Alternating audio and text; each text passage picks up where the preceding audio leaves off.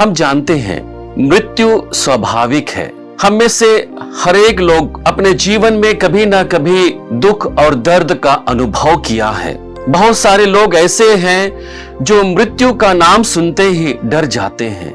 वे मरना नहीं चाहते हैं। उनके आंखों के सामने एक ऐसा मंजर हो जाता है जिसको वे देखना या समझना या उन बातों पर मनन चिंतन करना तक पसंद नहीं करते हैं।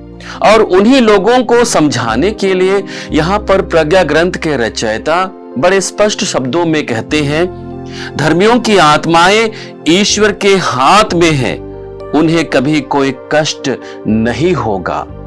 जितने भी कष्ट हम इस संसार में अनुभव करते हैं, वे कष्ट कहीं ना कहीं हमें परिशुद्ध करते हैं।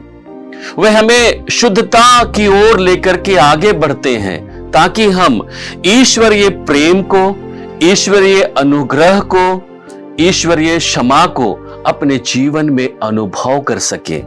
और वही अनुभव हमें जीवन के अगले पड़ाव की ओर लेकर के बढ़ती है, जहां पर हम अनंत काल तक ईश्वर के दृष्टिकोण में अमर हो जाते हैं।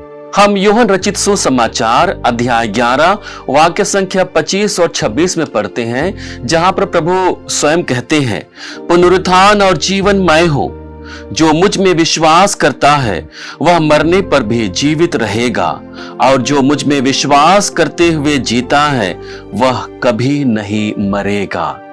हमारे सारे विश्वास का यही आधार है कि हम नहीं मरेंगे। हमारे जीवन में एक नई शुरुआत होगी, और उस शुरुआत को प्राप्त करने के लिए हमें वर्तमान की अवस्था को त्यागना होगा, मृत्यु को स्वीकारना होगा। और जब हम उसे स्वीकार करते हैं ईश्वर की योजना मान करके, तब हम ईश्वर के साथ एक नए जीवन की शुरुआत के लिए तैयार हो जाते हैं।